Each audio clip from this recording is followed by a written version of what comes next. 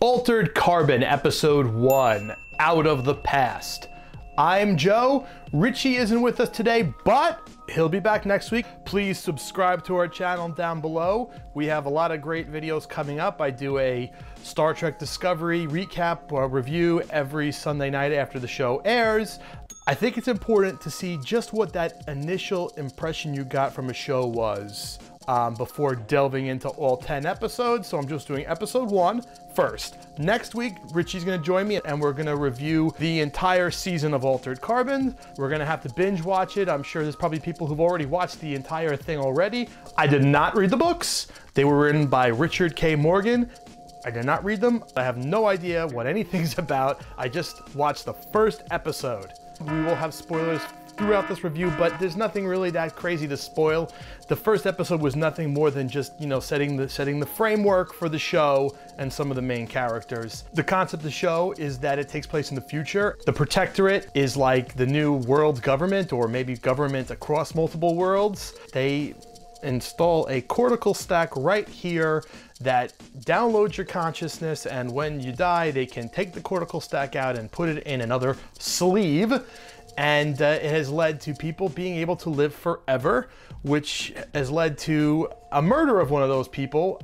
They're called Meths, short for Methuselah, as in old as Methuselah. If you think income inequality is bad now, you don't want to be around the 27th century, where it's going to be really, really screwed up.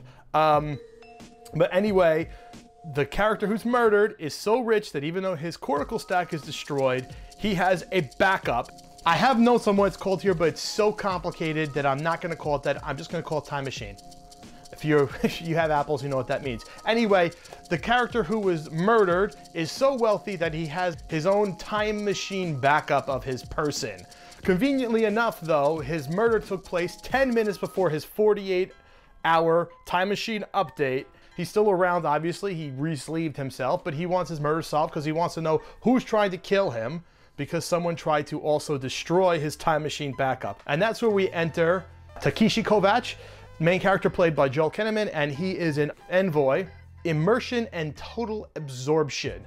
They were basically like part detective, part shock troop, where basically they can go into any environment, fit in, learn the language, and also, you know, solve crimes and also be pretty much, you know, killing machines. It's a detective show. It's got that element of like a show like Monk, where like you have the person, or Psych, where you have the person outside of the regular law, kind of brought into as a specialist to help with the law.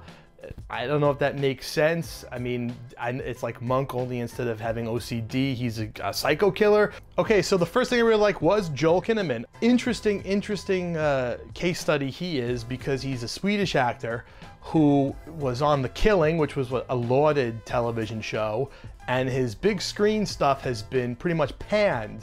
The RoboCop movie, which I didn't think was that bad, and obviously the horrible Suicide Squad. However, he wasn't really the problem with those movies. He did the best he could, and he was on The Killing, and people really liked him on that. So this is, you know, definitely gonna be his chance to really shine on a cool show. So it's nice to see that, and I think so far he's done a really good job. The first episode was great.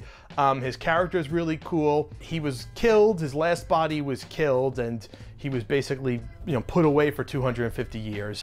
This was one of the first things I really liked about the episode. When he wakes up, he has a little bit of a meltdown, freaks out, asks for a mirror, looks at himself, screams, kind of fights with the people who are waking him up, and then almost instantly is calm. Where's the shower? So it's kind of just sets the tone right away for what his character is. Like, he's just gone through an unbelievably traumatic experience, and he's almost instantly over it.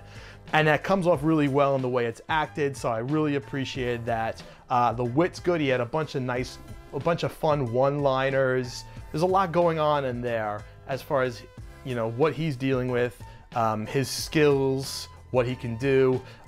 He has a ongoing narration that I believe is being done by a character called Calcrest Falconer, who I think is like, now she's described as, I think she's like his mentor. She seems like she's the leader of some kind of revolutionary faction. The next thing I really liked, I think it's Marta Higurata, I think that's how it's said. I apologize if I butchered the name. I've never seen her in anything before. I looked her up. It looks like she's a Spanish language actress. She was great character, spunky, fun, cute, little chemistry with her, sexual tension perhaps, but also genuine, you know, fear of his power and whatever he's about, and you know, the possibility of people being murdered. So she seems like she's gonna be an interesting character to have along. The other thing I really liked was the left boob of Miriam Bancroft, the super cougar wife. We're gonna have to go into the assumption that she is a meth like her husband, a Methuselah like her husband, so she could be 500 or 600 years old and just keeps, you know, she seemed like a really cool character, and she was basically walking around showing her boobs. The AI Hotel, I believe the character who runs it's called Poe. Cool character. That was a really cool scene. Once he paid to stay at the hotel, he was got all guest privileges, which included security, which bailed him out of a situation. That was a cool scene. Another really cool scene that I really liked was the drugs. Now, I'm not a drug user myself, but I appreciate that sort of thing. I go to this day, I love like movies like Apocalypse Now, which feature people tripping balls.